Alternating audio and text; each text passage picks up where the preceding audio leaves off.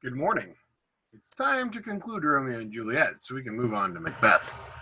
So, hopefully, you've had a chance to look at and listen to all the way up through Act 3, Scene 5, with the audio that was posted a couple days ago. So, that puts us in Act 4, Scene 1. So, Friar Lawrence and Paris are going to be talking about Paris's wedding to Juliet. Uh, Friar Lawrence he's the guy to go to. So if you're going to get married, he's your guy, which means that now Friar Lawrence is kind of in the awkward situation of talking to Paris about a wedding that essentially he's already performed just with a different groom.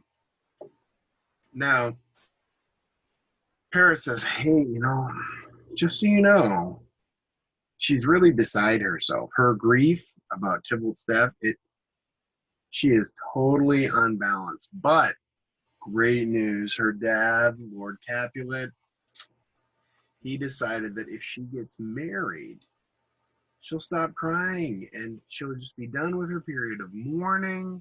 And man, it's all gonna be great.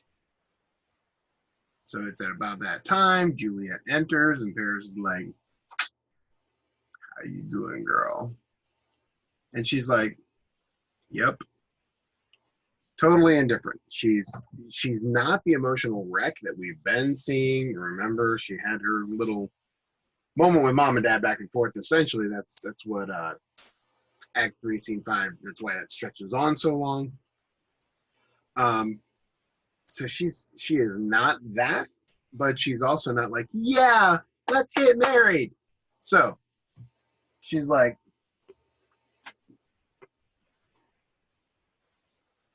nah, brah, we're not married yet.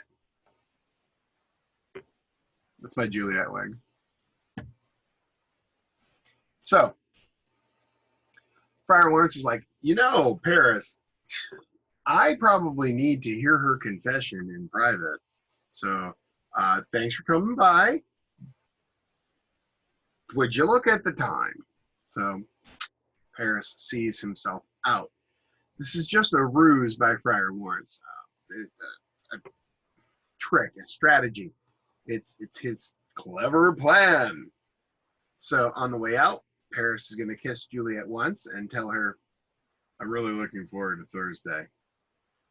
Ding! So that will leave Juliet and Friar Lawrence alone. Let me figure out how to get the Pocahontas wig on. There we go.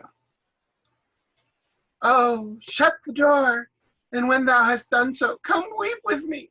I have past hope, past cure, past helping. Friar Lawrence tells her, yeah, the situation has really gone sideways pretty quickly. This is not how I thought this would go.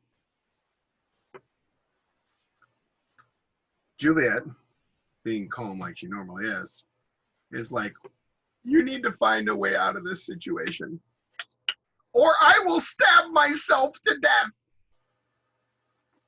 I'm not marrying Paris. Friar Lawrence is now rather used to Romeo and Juliet saying that they're going to stab themselves to death. So he reacts slightly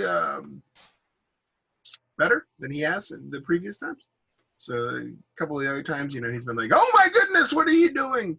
This time he's more like, well, don't do that. So Friar Lawrence comes up with a clever plan. He's like, all right, so here's the deal. He takes out his whiteboard, starts making X's and O's and arrows and everything else. He goes, all right, you're going to go along with the idea of marrying Paris. Wait, don't say anything. The plan's not over. So you're going to go along with the idea of marrying Paris. But on the night before the wedding, you are going to drink a potion that will make you seem dead. Yeah, right. But wait, there's more. Therefore, when you are, clearly dead, where are they going to put you? That's right. they're going to put you in the Capulet crypt. You'll be entombed there. All part of my clever plan. So, Juliet's kind of doing the whole, what? He's like, and she's like, and then eventually getting to the end, and he's like, and what do you think? She's like, okay, I feel like that's the first start of a plan. Tell me more. He's like, excellent. So, after that, I will send a message to Romeo in exile in Mantua. I will tell Romeo to return to Verona. He will meet you in the Capulet crypt when you awaken. Then, finally, the two of you can flee the city.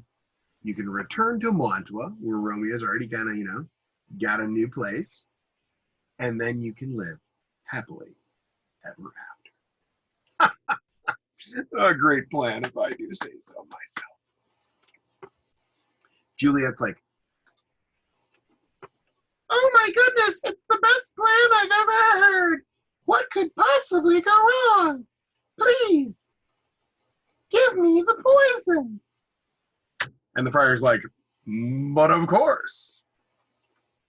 So, he gives her, as Shakespeare says, the draft. It's spelled like draught. But there you go. They also spell vial with a PH. Like, it's in a little tiny vial, like V-I-A-L. They spelled like P-H-I-A-L. I don't know. It's a thing. So, Act 4, Scene 2. Juliet goes back home and finds her folks directing the decorations and the preparations. And, basically there's no wedding director, no wedding organizer, no wedding planner. It's basically just mom and dad yelling at folk, going, you put that there. No, not there, over there. So she shows up and she's like, Mom, Dad, I'm sorry for being so difficult these past few days. It's been a tough time for me. I will happily marry Paris. I love you guys. And they're both kind of like, what a pleasant change. And Dad's like, that's fantastic news. Hey, everybody who's putting together this wedding, instead of Thursday, let's just go ahead and do it tomorrow on Wednesday. And everybody's like, yay. He's like, excellent. Let's do it. Juliet goes up to her room to get ready. And Dad leaves because he's like, I'm going to go tell Paris the good news. He's getting married tomorrow. Thanks, Dad. Act 4, Scene 3. Now, I think SparkNotes does a fantastic job of laying this out very, very clearly. So I'm just going to read you what they have. All credit to SparkNotes. This is super important. So, yeah, in your lecture slides, it's marked SparkNotes, nota bene. So, they say, Friar Lawrence is the wiliest and most scheming character in Romeo and Juliet. He secretly marries the two lovers, spirits Romeo off to Mantua, and stages Juliet's death. The friar's machinations seem also to be the tools of fate. Yet despite the role Friar Lawrence plays in bringing about the lovers' deaths, Shakespeare never presents him in a negative or even ambiguous light. He is always treated as a benign, wise presence. The tragic failure of his plans is treated as a disastrous accident for which Friar Lawrence bears no responsibility. In contrast, it is a challenge to situate Paris along the play's moral continuum. He is not exactly an adversary to Romeo and Juliet, since he never acts consciously to harm them or go against their wishes. Like almost everyone else, he knows nothing of their relationship. Paris's feelings for Juliet are also a subject of some ambiguity, since the audience is never allowed access to his thoughts. Later textual evidence does indicate that Paris harbors a legitimate love for Juliet. And though he arrogantly assumes Juliet will want to marry him, Paris never treats her unkindly. Nevertheless, because she does not love him, he represents a real and frightening potentiality for Juliet. That's the end of their little thing there. Just to kind of unpack that for you. What they mean is, Friar Lawrence is set up by Shakespeare as essentially the good guy with the clever plan. He is basically like the Odysseus of this story. He's the one you want to root for. So Friar Lawrence is kind of the hero of the story. I mean, he's definitely not the protagonist. The story is about Romeo and Juliet, but in terms of the person that you kind of go, wow, I'd like to grow up to be like that human. I mean, Romeo and Juliet have a lot of not great stuff going for them where you wouldn't want to be like, oh yeah, I want to grow up to be a drama queen or a, you know, basket case emo Romo. So he's essentially one of the only characters that will look at a situation, not panic, generate a plan, and execute his plan. And for all the right reasons. Essentially, the only people you have really with kind of only good motives throughout the entire play are going to be Friar Lawrence and Benvolio. So, there you go. Now, it mentions that Paris is not the bad guy, but kind of ends up feeling like one because Juliet is one of the protagonists and we're supposed to kind of identify with her or at least care what happens to her. It is a story about her, after all. He's kind of the accidental bad guy. He's not mean to her. He doesn't slap her around. He isn't actively hunting Romeo to try to murder him to, you know, eliminate a rival for Juliet's affection. But essentially, the fact of the matter is, even unknowingly, he is trying to drive a wedge between them, just completely unwittingly. And so because he is opposed to Juliet and Romeo, we are kind of expected to consider him a little bit of a bad guy, even if it's not his fault. So, Act 4, Scene 3. Juliet, Mom, and Nurse are all going to chat about the wedding. Oh, it's going to be wonderful. Oh, sorry. I apologize. Oh, it should be a wonderful affair. Oh, yes, I'm rather looking forward to it. It's going to be the highlight of my 14, 15-year-old life.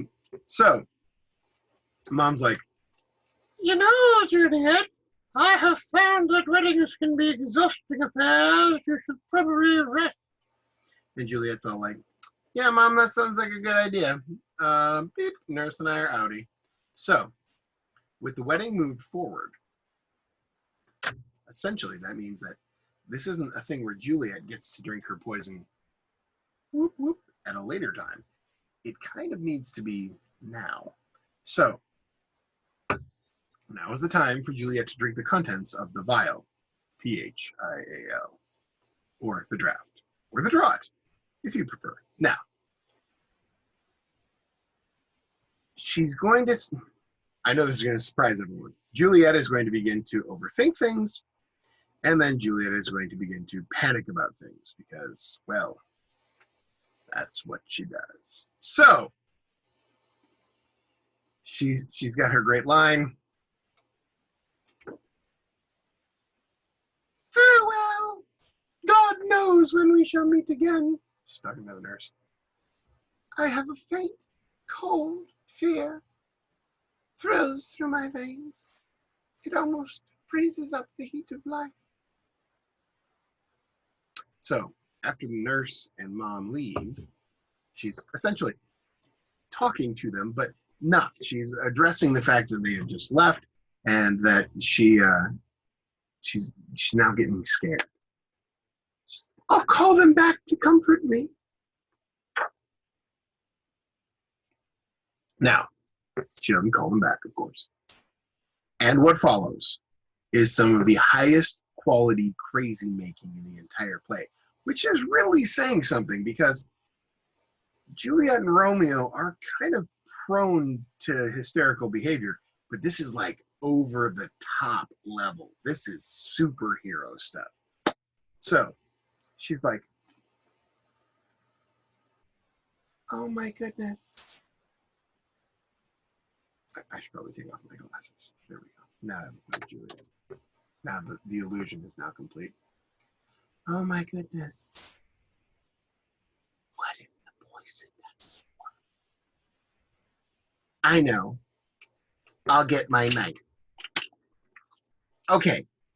Now, if the poison doesn't work and I need to stab myself, I'll be ready. Now, of course, the issue here will be that the poison is not actually poison. The intention is to knock you out, and it is actually a knife, and it will actually kill her. But hey, we're just going to let her roll with her plan. And she's like, oh my goodness. What if the potion does work, but it's really actual poison? What if Friar Lawrence is going to murder me?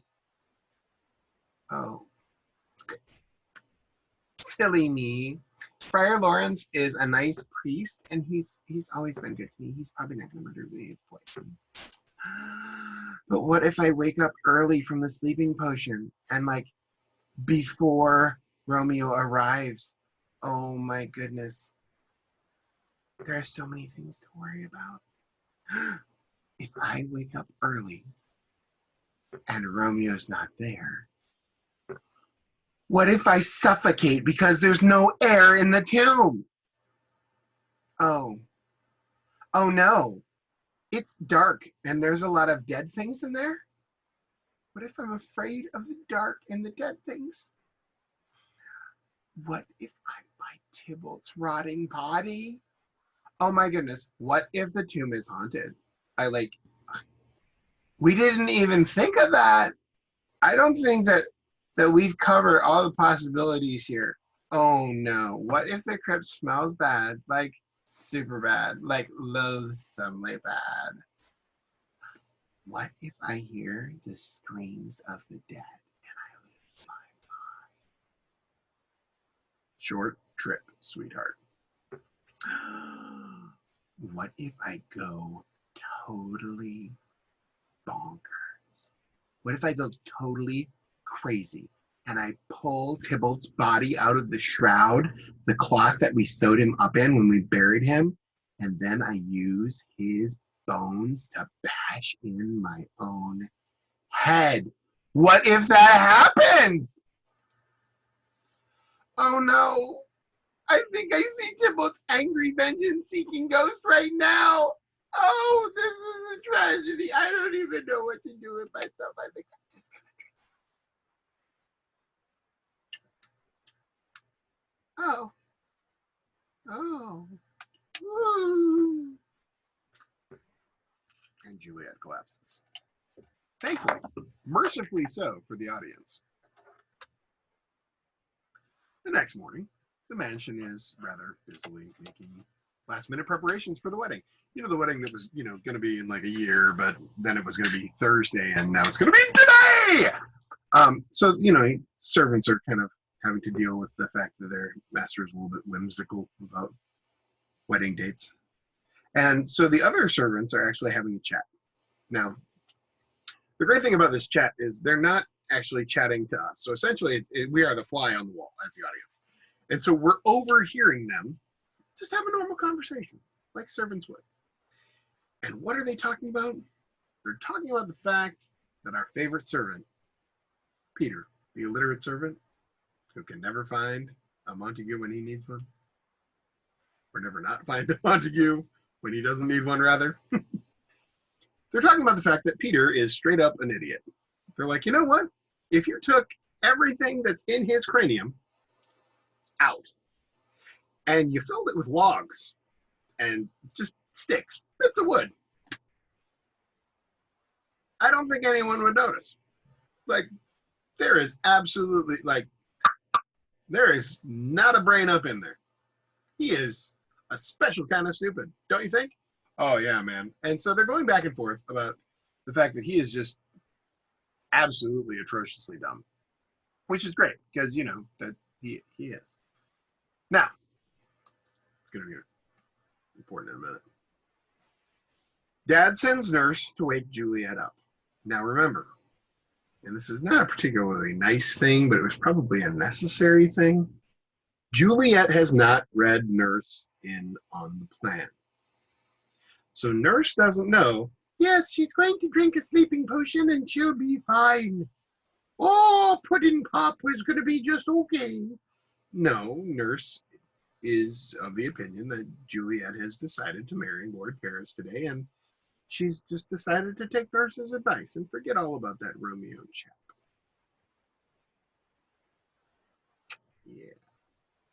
So she finds Juliet dead, as far as she's concerned, and freaks out, as would be your reaction if you had been the nurse to this young lady who was expected to, live and was healthy at the time and everything else. And she went to bed, and you thought you were going to be part of a wedding today. Now, no. So she totally freaks out. It's like Peg and Cat. And Mom and Dad join the freak out party because she's like, oh my goodness, it's a tragedy. She's dead. They're like, who's dead? And then Juliet said, oh no. So Paris and the friar show up. Paris, of course, unknowing about the plot, and the friar suspecting that she will be dead. Because even though the wedding has been, jumped up a bit, he told her, kind of, look, you need to take this much, ahead of time and everything else. So the fact that the wedding date has changed, he just kind of has faith in Juliet's general intelligence that she will have taken it in time, and she has. So Paris, the friar, and actually like the wedding singers, the musicians show up. So Paris is like, what appears to be wrong, my new family? They're like, it's Juliet. He's like, what about her? My wife. And they're like, never your wife, for she is dead, Lord Paris. And he's like, dead? Dead, you say? And they're all like, they're like, bring it in. And so everyone's having a big old pity party. The friar is like,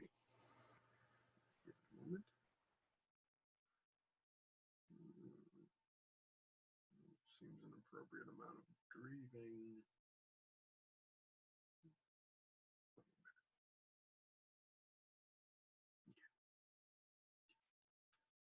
He steps forward and he's like, and they're all,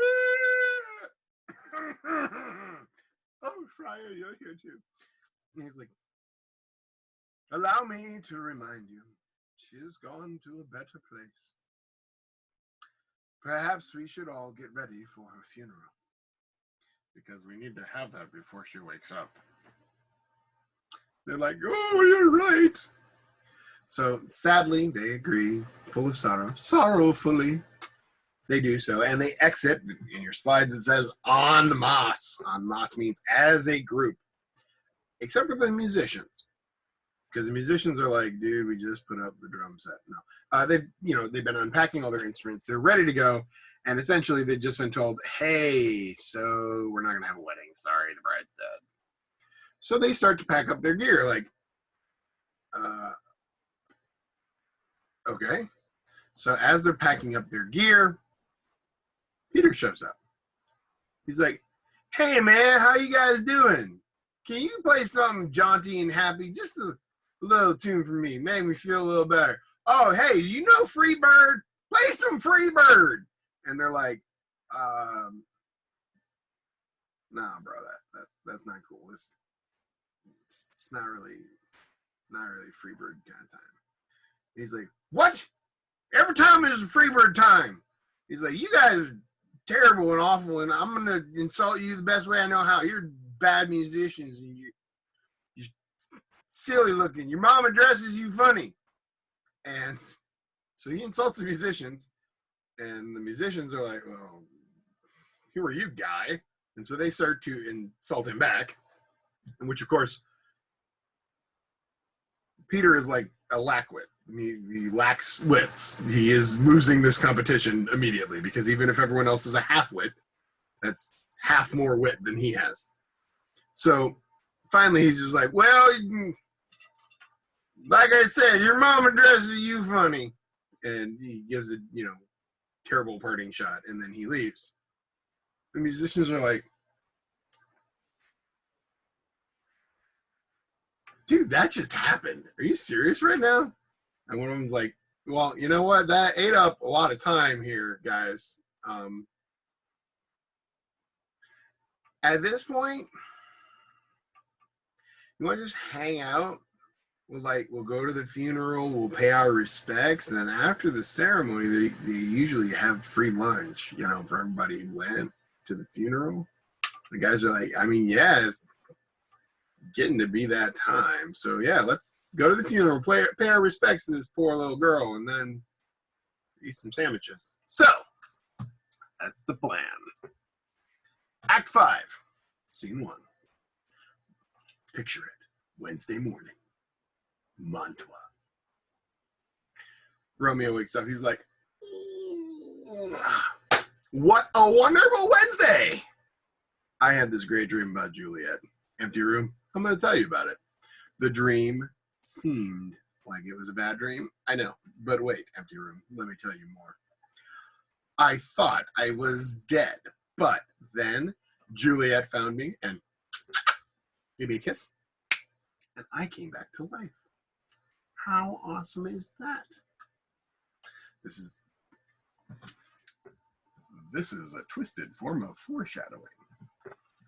So then, Balthazar, remember the Montague family servant, arrives. And Romeo's like, hey, buddy, what are you doing here? It's so good to see you. Do you bring news to me from Verona? What's going on back home, man? Lay it on me, dude. Is it good news? What's up?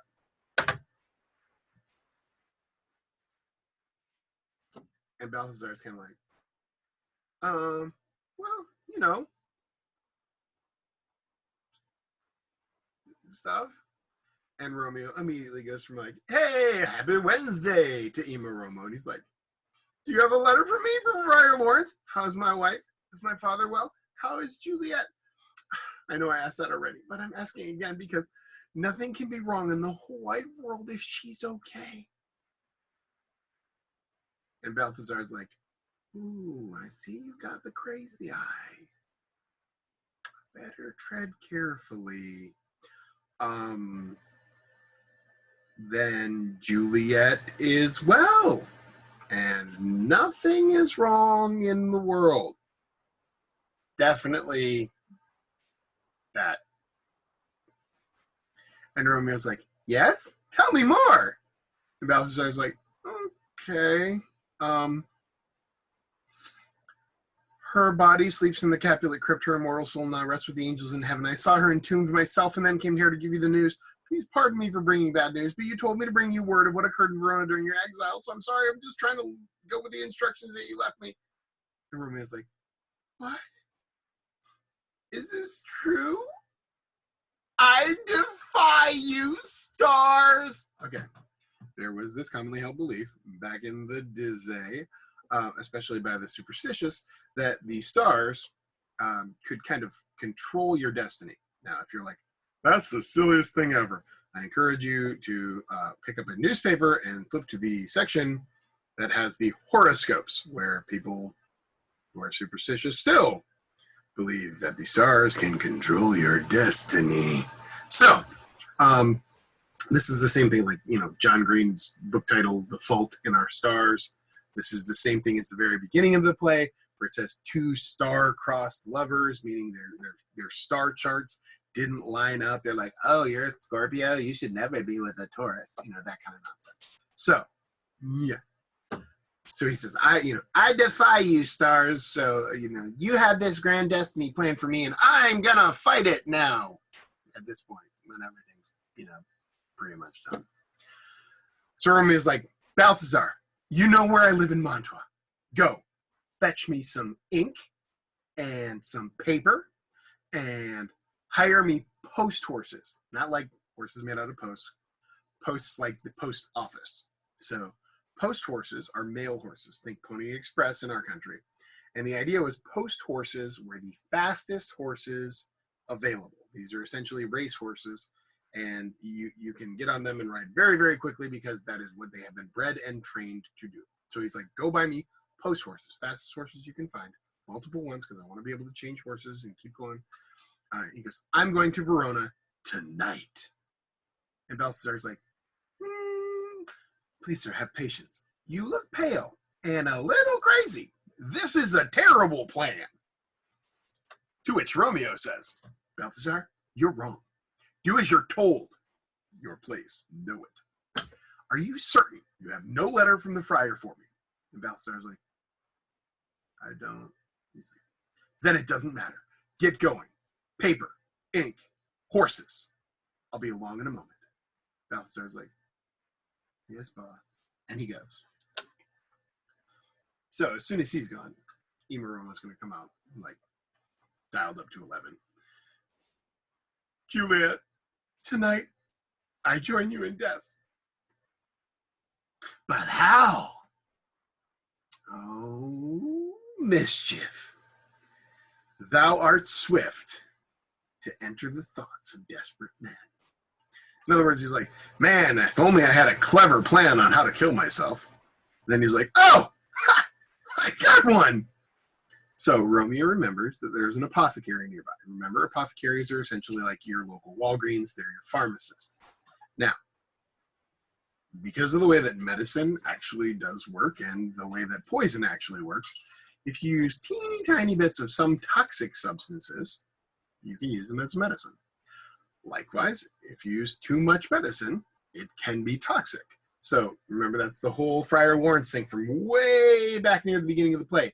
It's the virtue itself turns vice being misapplied, and vice sometimes by action dignified. It's the good things can turn bad and bad things can turn good.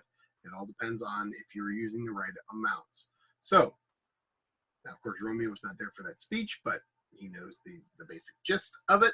So, he's going to go see this apothecary. He remembers that the man has old and tattered clothes and a rather kind of wild, untrimmed hair. Like, he might not be wealthy enough to afford new clothes, get a haircut that he pays for, things like that. But he's an apothecary. So at one point, he was at least a reasonably successful pharmacist, but clearly, judging by his manner, he no longer is a successful pharmacist. So Romeo is going to take advantage of that.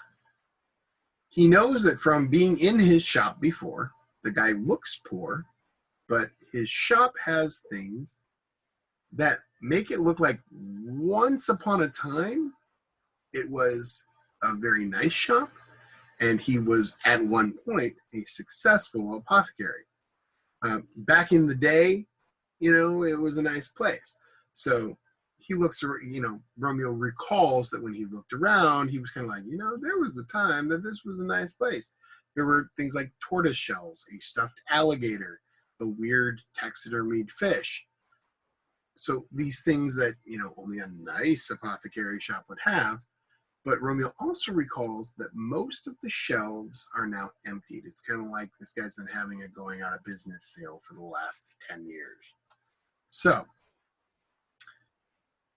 Romeo kind of muses to himself. And remember, all of this is for the audience's benefit because we don't know about the apothecary. He was not visited on stage. So we haven't seen him before. So Romeo's like, I remember when I first came to Mantua, blah, blah, blah, blah, because we need to know that.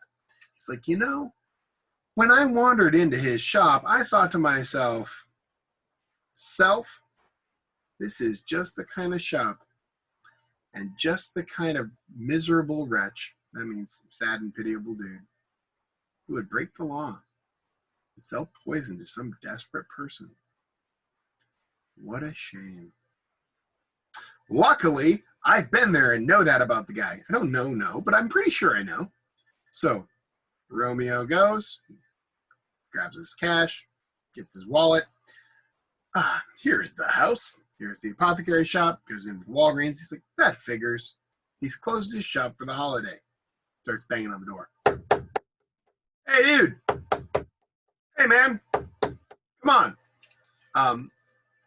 Kind of we don't see it much anymore. Every once in a while, you'll see it. Orlando has a couple places that do it, where you'll have a business on the first floor, and then the business owners live on the second.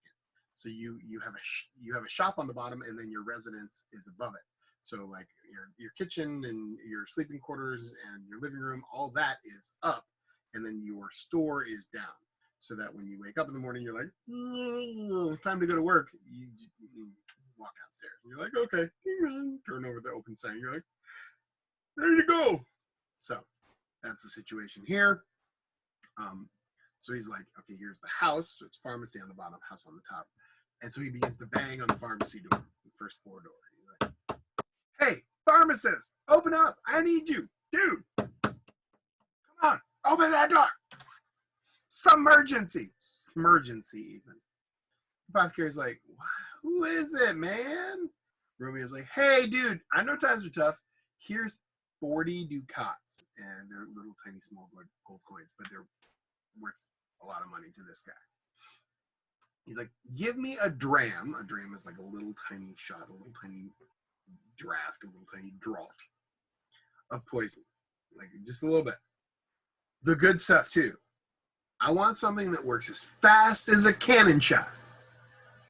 For those of you who are unfamiliar, cannons are kind of like guns. So he wants something that's super fast.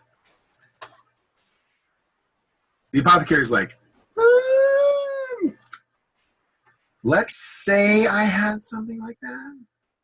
I'm not saying I do.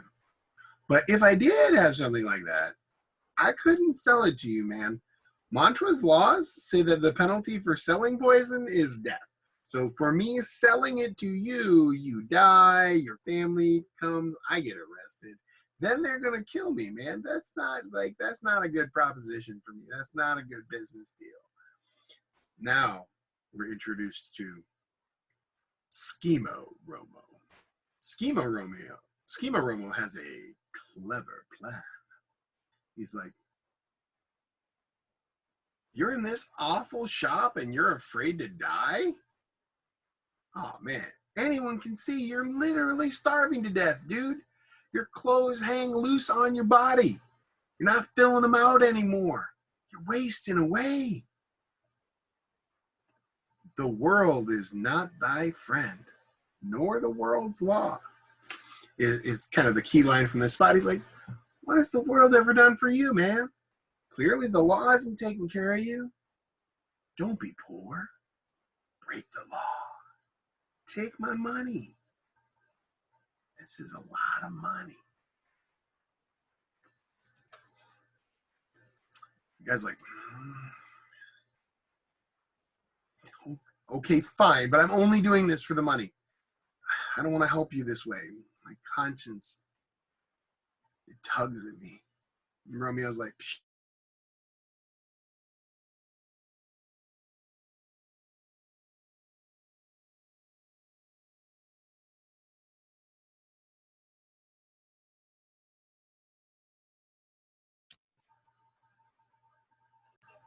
Sorry, I had been alerted that the microphone may not have been picking my voice up well. So hopefully that has improved. Now, he says, all right, I'm only doing this for the money. I don't want to help you. My conscience is it's pulling at me. Romeo's like, I'm paying you to ignore that little voice in your head that says this isn't a good idea. The guy's like, okay, fine. Here it is. Drink this, and even if you had the strength of 20 men, it would kill you dead as a doornail in an instant.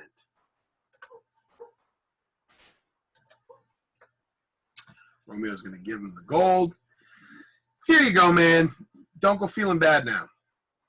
Money is a much worse poison to men's souls, and it commits more murders in this awful world than any of these poisons that the city says you're not allowed to sell. Really, if anyone should feel bad, it's me. It's like I've given you poison. Yeah, you haven't sold me any. Goodbye, dude. Buy yourself some food. Get some meat on your bones. You're looking scrawny, like I said. I'll take this, which is really just a medicine. I'll take it to my beloved Juliet's grave, and I'll use it there. So, Friar John, who's not a friar we've met before, but as a friar, he is clearly an associate of Friar Lawrence. He shows up and he's like, Friar Lawrence, so I got to talk to you about the letter that you sent me to Romeo and Montour with. Friar Lawrence is like, what did he say or write? Did he send back a letter? And Friar John's like, don't be mad, but before I could leave Verona, another friar and I, we got placed under quarantine. We were told to shelter in place by city officials. I just got released to like go out amongst people. Your letter never made it to Mantua. It's right here.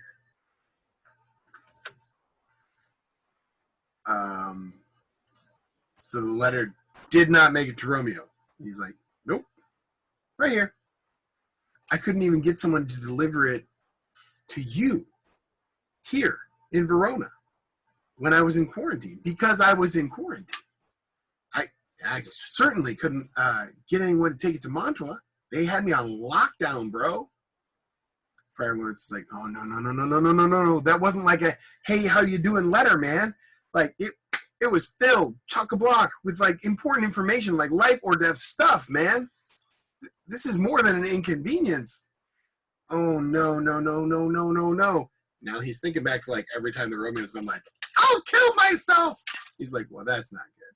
He's like, oh, if this hasn't made it to Romeo, this is dangerous. John, go fetch me a crowbar immediately. Friar John's like, absolutely. Runs off. Friar Lawrence is like, okay, gotta formulate a new plan. Romeo never got the letter, which means Romeo is not coming to Verona, which means that poor girl is in that tomb. Okay, I'll head to the tomb alone.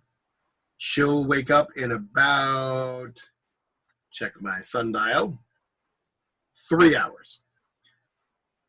Man, she's going to be angry that Romeo wasn't aware of the plan. But I'll write to him again in Mantua. And I guess. Okay, yeah, I'll hide her here at the monastery until Romeo can sneak into Verona and then sneak her back to Mantua. It's not a great plan. The other plan was way better. Hey, but we deal with what we got, right? Okay. Yeah. This will work. We can make this work. Poor girl. A living corpse shut inside a dead man's tomb. I'm outie. So, and he's going to exit. Now, Act 5, Scene 3. This is going to be Paris and his page creeping along toward the Capulet tomb. So they're already kind of in the Capulet compound. They're already kind of sort of like heading towards where they are buried. And Paris is like, dude, do me a favor. You got to keep watch. And you have to whistle if you see anyone. You know how to whistle? And he's like, yeah. He's like, no, don't whistle now. If you see someone, whistle. I'm going to take this bouquet of flowers, and I'm going to go to the tomb by myself, okay? Now, I don't want to alert the guard. Remember, the watcher essentially kind of like a policeman walking the beat. So he's like, all right, so I'm not going to use a torch because we're trying to be sneaky because we're breaking and entering.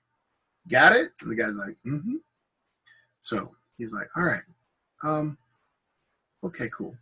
So he walks off alone. Now he's going to kind of just keep up a conversation, talking quietly to himself, because he's in a cemetery at night during a time when people were kind of superstitious about things like that. And so he's like, oh, hey, how you doing? Doo-doo-doo. It's a pleasant day. Just kind of, whatever strikes his mind. He's just talking. So it's not just like the creepy sound of like wind blowing through the trees up against gravestones and stuff. He gets to the Capulet crypt. The crypt is like a mausoleum, so it's a building that in her family you'd go down into, and then the bodies would be laid out inside the crypt. So he gets to the door, and of course it's sealed because you only unseal it when you're going to bury someone. And so he scatters the flowers in front of the closed door, and he calls Juliet his sweet flower. And he says he's going to come back every night from now on to spread flowers and cry. Because remember, aside from being kind of like, a little bit like cocky and, overconfident about how she feels about him, he's not a terrible dude, so we're supposed to be like, oh, that's kind of nice. So then off stage we hear like, he's like, what? A whistle. I must hide. So he sees a torch approaching, and he's like, oh, okay, all right, I'm going to go over here where it's nice and shadowy. And so he hides. So the torch bearers are going to be Romeo and Balthazar. And they have a torch, so you can see who they are. But they also have a pickaxe and a crowbar, the tools that one might use to open a sealed crypt, for example. Romeo takes the pickaxe and the crowbar from Balthazar, gives him a letter. He's like, take this to my father and my mother. Leave the torch. Balthazar's like, okay. Romeo says, Balthazar, swear on your life, I command you, whatever you hear, whatever you see, stay away from me. Do not interrupt me in my plan. I am going down into this tomb of the dead for 2 reasons. 1, I want to see my wife's face one last time. 2, I want to take a precious ring from her dead finger that I gave her. I must use that ring for an important purpose. Do you understand me? Balthazar's like, it's like, what was number 1? See your dead wife's face. One more time.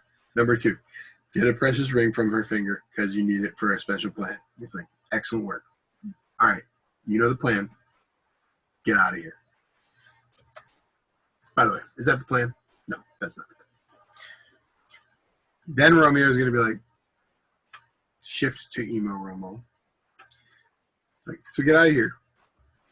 Because if you get curious and you return to spy on me, I swear I'll tear you limb from limb and spread your body parts around to feed the wild animals in this graveyard. My plan is wild and savage. I am more fierce in this endeavor than a hungry tiger, or more crazy than a raging sea. Do you understand me, bro? Balthazar's like, yes, I do, sir. I'll go now and not bother you. You have a lovely evening accomplishing your totally reasonable task. Romeo's like, thank you for that friendship. Anyway, here, take this money. Live, and live well, my friend. Farewell, good man. Which is a really weird thing to say to someone if you're just going to go see your dead wife's face and take a ring off her finger. But whatever. So Balthazar, as he walks away, is going to be speaking softly to himself. But this is not an aside. He's not talking to the audience. He's actually talking aloud, but to himself, like people sometimes do. And because of that, he's going to be overheard by Paris. He says, I know I said I would leave, but instead I'll hide here. I worry about his intentions. Now, he worries about his intentions because clearly something is off with Romeo, but this makes it sound like Romeo has bad intentions for the Capulet family crypt toward Paris. Remember, Romeo's kind of famous right now for being exiled for murdering Tybalt, even though Tybalt totally deserved it. So Romeo is going to address the tomb. This is one of those things that lets you kind of see inside the actor's mind. So he's going to talk to this inanimate object. He's like, you horrible mouth of death. You've eaten up the most wonderful creature on earth. Now I'm going to force open your jaws and make you eat another body. This body. So he begins to attack the seal on the door with his tools in order to pry the door open. Paris is like, what? It's that arrogant, exiled fool Romeo. He killed my wife's beloved cousin, and she died from grief because of it. Clearly what killed her was the sadness. So really, this guy killed both those people. And one of them was the person I was going to marry. He's probably here to do something awful to their bodies. But I'll stop him. Stop this evil work, vile Montague. Can you take revenge on dead bodies? You condemned villain, I have caught you. Obey and come with me. You must surely die. Because remember, Romeo's not supposed to ever be in Verona again, or he's going to die. So, essentially, this is not Paris being like, now I'm going to murder you. He's like, as an upstanding citizen of Verona, I'm making a citizen's arrest. You are a villain, sir. Now, it's not exactly going to go how he planned. Romeo's like, I must indeed die. That's why I'm here. Good and noble young man, even though Paris is older than he is. Don't mess with someone desperate like this guy. Get away from here. Just go home, man. Think about all the people who've died. Let that put fear in your heart. Please, young man, don't make me angry. I don't want to commit another crime. Get out of here. I swear I love you more than I love me. For I've come here with weapons to use against myself. Don't stay here, man. Get out of here. Live. And from now on, say that a madman mercifully told you to run away on this day. Crazy eye! Paris doesn't leave. Paris is like, or alternatively, we fight to the death! So he attacks. Paris's page sees the fight and he's like, oh no! And so he runs away to go get the watch. Remember that whole thing where, like, even though he's kind of dopey and acts a fool like 98% of the time, Romeo's actually a good swordsman? Yeah, well, Paris didn't know that. So Paris gets mortally wounded, is seriously injured. He's going to die from the wound. That's what mortally wounded means. And he falls down. And Romeo's like, dude, why did you make me kill you? And he's like, I didn't really see it ending this way, to be honest. And Romeo's like, nobody ever does. Everybody thinks I'm a chump and can't fight, but I can. Come on, man. I told you to leave. And he's like, yeah. In retrospect, I probably should have done that. One last favor? And Romeo's like, just name it, man. Anything. And he's like, bury me beside my beloved Juliet. Oh. And he dies. And Romeo's like, I'm so sorry this happened to you, man. Yeah. We're going to build you a great tomb, buddy. It's going to be the nicest one. Nicest one in the whole place. Oh, I'm really sorry that you died. Romeo gets the tomb open. And he's like, come on, dead buddy. And he grabs Paris and he carries him inside and lays him down on the floor by Juliet. And he's like, now he's checking out Juliet's dead body. She's still so beautiful. She almost doesn't look dead at all. Romeo kisses Juliet, takes out the poison, has a nice little monologue. Come, bitter poison, come, unsavory guide, you desperate pilot. Let's crash this sea-weary ship into the rocks. Here's to my love. Remember, how fast is this poison? As fast as a cannon shot. Excellent work, kiddos. He drinks the poison.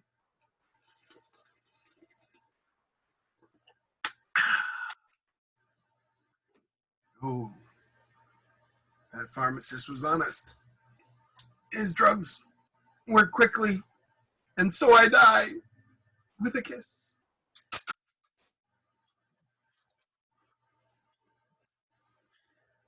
It is important to note at this point that the National Helpline can be found at this address right here. 1-800-273-TALK or 1-800-273-8255. Thank you. Friar Lawrence is going to run into Balthazar outside. He's like, hey, oh, Balthazar, you're here. Great. All right, come with me. Balthazar's like, Friar Lawrence is like, come on, man, what's wrong? And he's like, I'm scared. Cemeteries at night are freaky. Cemeteries during the day are freaky. Cemeteries at night are super freaky. I'm afraid. And there, I heard spooky sounds and people, yelling and dying. I'm good here, okay? I'm just gonna wait. All right? Friar Lawrence is like, fine, stay then. I'll go alone. I'm suddenly afraid. Now, he's not afraid for himself. He's not afraid of ghosts and goblins like everybody else. He has a sense of trepidation. Based on what Balthazar has said, he feels that something awful has already occurred. So he says, I'm very scared something awful has happened. Balthazar's like, hey, you know what? I had a dream that Romeo fought and killed somebody. Yeah, no, probably Balthazar. He's kind of in between awake and asleep, passing out, and kind of saw the fight at a distance. And so we're meant to believe that Balthazar has actually witnessed Paris and Romeo's fatal duel. Friar Lawrence approaches the tomb and comes upon the signs of Romeo and Paris' fight. There's bloodied swords, the ground's all scuffed up, there's a puddle of blood, whatever. He looks inside the tomb and he sees Paris and Romeo dead, and Juliet just starting to be like,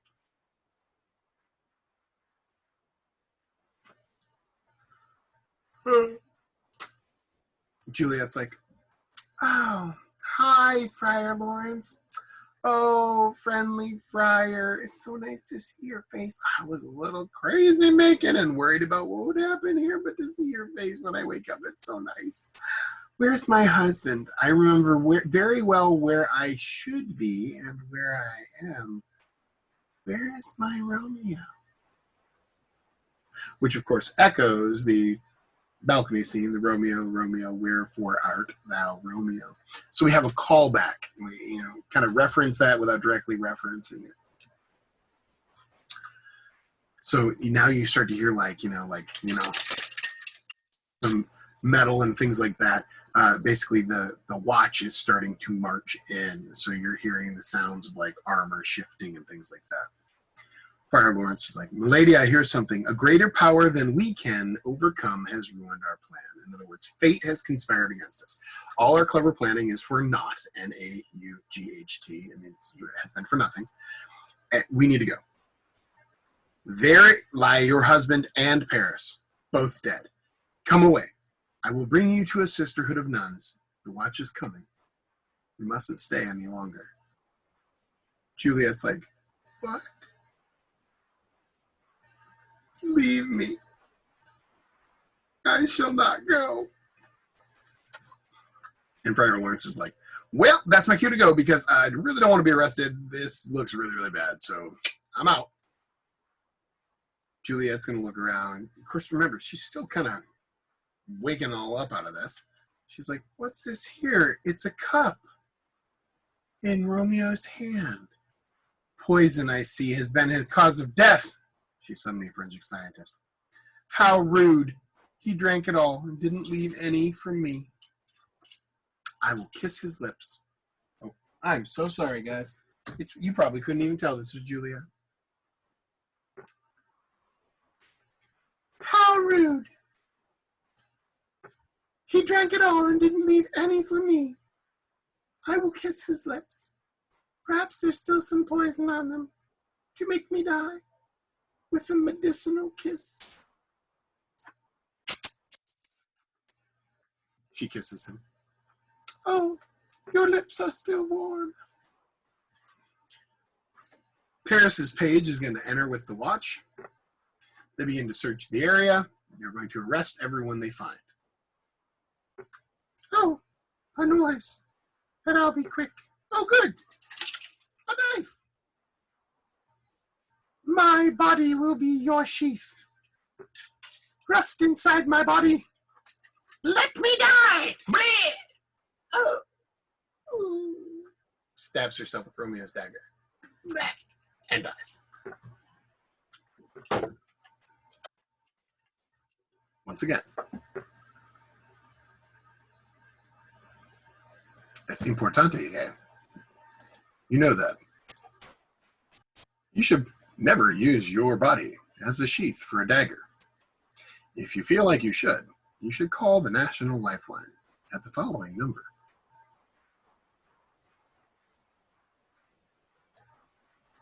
Paris's page and the head watchman reach the tomb. Finally.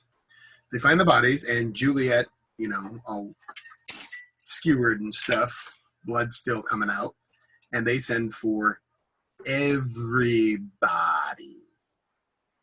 So basically, you have a couple police officers show up, led by Paris's page, to where he's, saw stuff going down. And then they see all these dead bodies, and they're like, we need backup. Send everybody, like fire, ambulance. Send the Capulets, the Montagues, the butcher, the baker, the candlestick maker, the prince, everybody. Get everybody. So, once you have like the entire watch of Verona tramping through these grounds, the friar and Balthazar are found and arrested because they couldn't exit because the entire police force is now marching in the front gate.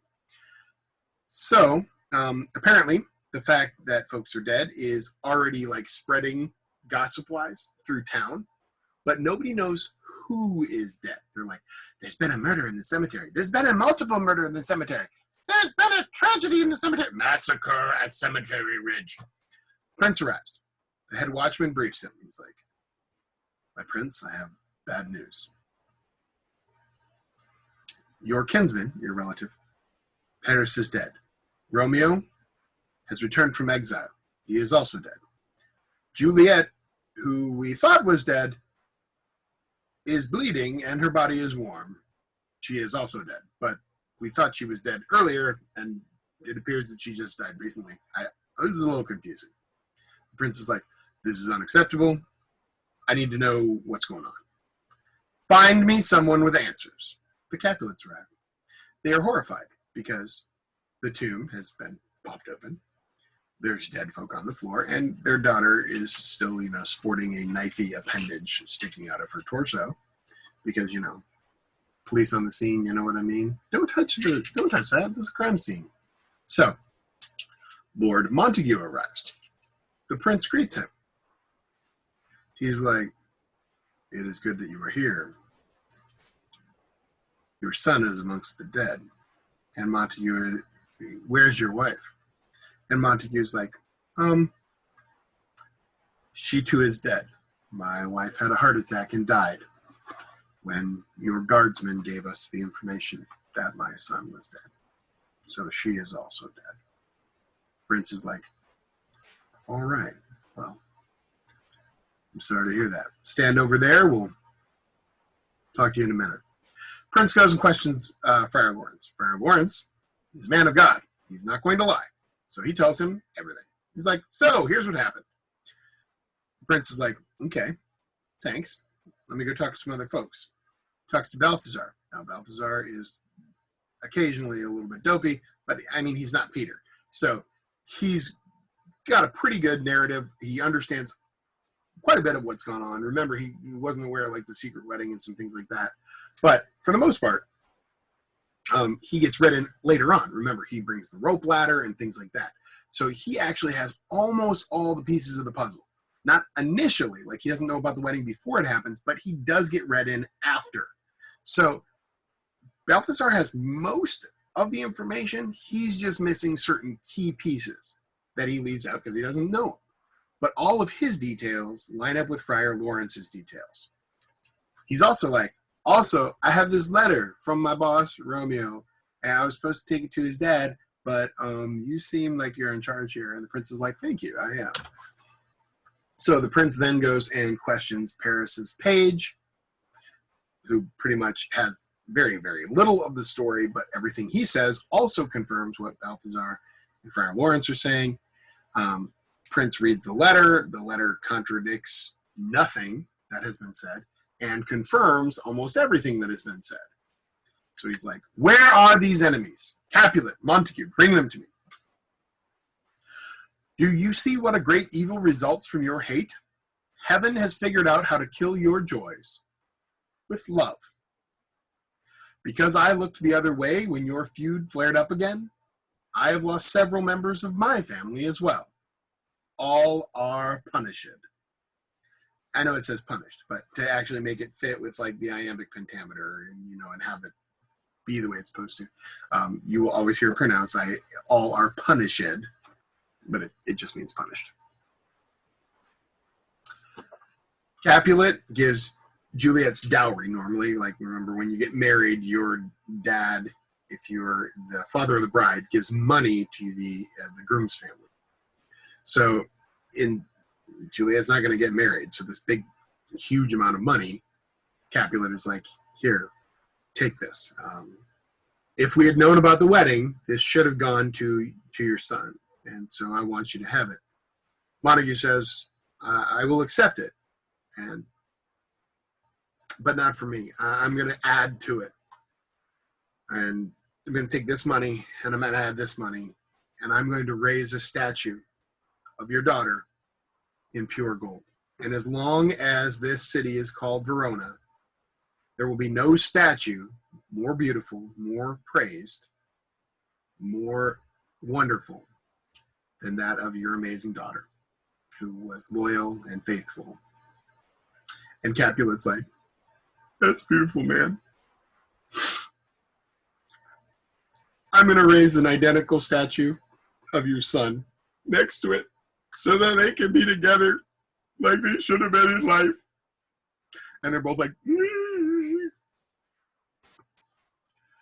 So then the prince is going to close out the play, and it's going to close with a sonnet like we opened. So he says, a glooming peace this morning with it brings. The sun for sorrow will not show his head. Go hence to have more talk of these sad things. Some shall be pardoned, and some punished. For never was a story of more woe than this of Juliet and her Romeo. And that's it, guys. That is all that he wrote. So, this brings us through Romeo and Juliet. We are going to start Macbeth. So if you have not already read that, which you should have like 50 times by now, but if you haven't already read it, you need to read it. Friday, we're going to be testing on Romeo and Juliet, and Monday, we'll get started on Macbeth. All right, guys. Have a very lovely day.